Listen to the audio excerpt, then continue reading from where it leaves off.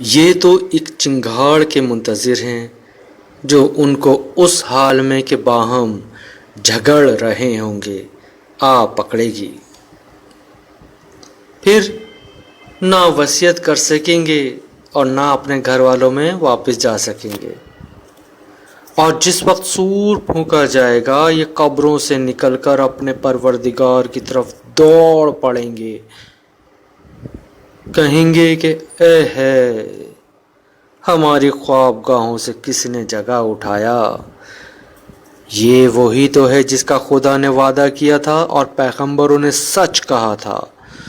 صرف ایک زور کی آواز کا ہونا ہوگا کہ سب کے سب ہمارے روبرو حاضر ہوں گے۔ اس روز کسی شخص پر کچھ ظلم نہیں کیا جائے گا اور تم کو بدلہ ویسا ہی ملے گا جیسا تم کام کرتے تھے۔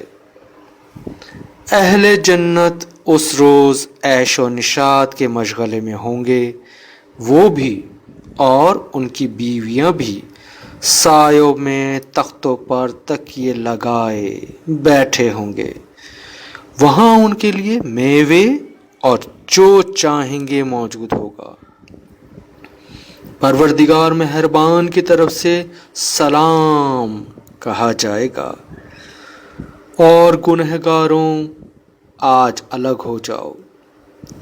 اے آدم کی اولاد، ہم نے تم سے کہہ نہیں دیا تھا کہ شیطان کو نہ پوجنا، وہ تمہارا کھلا دشمن ہے، اور یہ کہ میری ہی عبادت کرنا یہی سیدھا رستہ ہے؟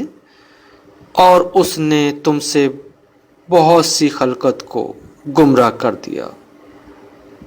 تو کیا تم سمجھتے نہیں تھے؟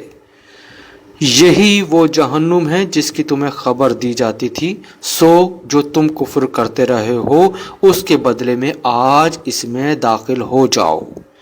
آج ہم ان کے منہوں پر مہر لگا دیں گے اور جو کچھ کرتے رہتے ان کے ہاتھ ہم سے بیان کریں گے اور ان کے پاؤں اس کی گواہی دیں گے۔